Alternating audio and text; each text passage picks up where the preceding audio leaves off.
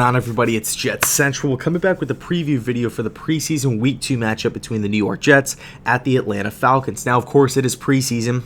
The outcome of the game doesn't really matter, right? It's not going to impact the Jets as far as a playoff race or anything like that goes. But it is still fun. It's still important for the coaching staff, for the front office to kind of see who's picking up the offense, who's picking up the defense, right? Who could be a step ahead, who's falling behind. As the days kind of go by, as we get closer to the start of the season, closer to crafting the 53-man roster, it's very important to see who is fighting and scratching and clawing their way onto this 53-man team. Because we want the top 53 guys. We don't want guys that don't want to be there and whatnot. So the preseason is obviously an excellent tool of dissecting and really it does a really good job of letting the coaches, the front office, and of course the fans a really good chance of analyzing the roster. So with that being said, understand that the game doesn't really matter. And by the way, reports have been coming out that Le'Veon Bell is not going to be playing. I pretty much expect the same. To be honest with you, this game is probably not going to be that exciting, right? It's not going to be too exciting. Expect the same kind of deal. Sam Darnold, the starters, especially on offense, to only get one, maybe two drives here. So not really that much to look forward to as far as the first team goes. Expect a lot of Simeon, Luke Falk, Davis Webb. Not that much as far as the Crowder and all these all the first teamers, right? Anunwa, all these guys, Herndon. So with that being said, let's kind of talk about. I really only came up with a few things here that I'm amped to see. Or really just anxious to see, I guess is the better word here. But first things first, the secondary, right? Our secondary last week got absolutely torched by the whole entire New York Giants quarterback room.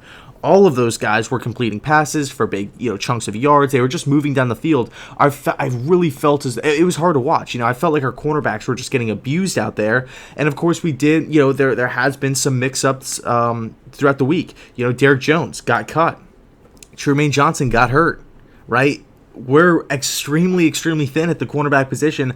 I want to see how this secondary holds up against, of course it's not Matt Ryan, but Matt Schaub, Kurt Benkert, right? A team that traditionally likes to throw the ball a lot. I'm hoping that Atlanta, really tosses the ball around the yard tonight, and we could just get a whole bunch of reps at the cornerback position. Because as of right now, Darryl Roberts is our number one guy. I don't know the severity of Trumaine Johnson's injury.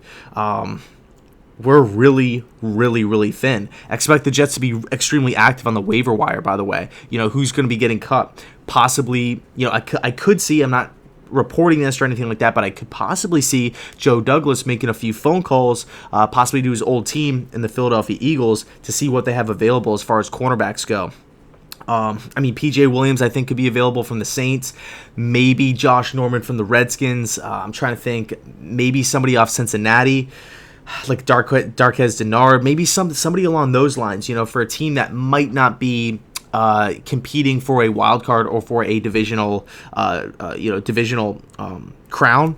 Maybe one of those teams would, they'll bite the bullet and say, hey, you know what, let's flip one of our corners, let's get a future asset in return, like a draft pick or something like that. So really anxious to see how the secondary holds up tonight, because if they struggle once again, it's going to be tough. Okay, it's going to be really tough. But I guess the silver lining to that is if the cornerbacks struggle, if Schaub is lighting us up, if Kurt Benkert is lighting us up, if Matt Sims extra is lighting us up, expect Joe Douglas to make a move. Okay, but hopefully we can hang on to all of our assets and these guys step up. So really, the second thing I'm pretty anxious to see, the second stringers on defense. I guess it kind of ties into the first point, but I felt like Daniel Jones, Alex Tanney, all these the Giants backups killed our backups. And it's ironic because the Jets first teamers mopped the floor with the Giants first teamers. Whether you're talking about offense or defense, Darnold, Crowder, all these guys on offense went right down the field, no problem. It was just like a joke on offense. And then on defense, it was just a quick 3 and out. It looked like the Giants were running into a brick wall. But then when the backups came in for both teams, for both squads, obviously, the Giants killed us. The Giants just killed us. We looked confused. We looked slow. We looked a little sluggish, just not really knowing where to go. So hopefully with another week of practice, Greg Williams will get these guys right on defense. And of course, they are backups here. I'm not expecting every guy out there to be Jalen Ramsey and J.J. Watt and Von Miller, obviously. But you still kind of want to see some improvement from a week-to-week basis, all right? So really those are the two things I'm really, really pumped up for. And I guess the third thing is kind of just a little throw-in. It's just the first-team offense. I want to see Darnold, and I want to see Crowder, and I want to see Anderson, and Ty Montgomery, and Herndon, really the offensive line as well. I want to see how this first team does.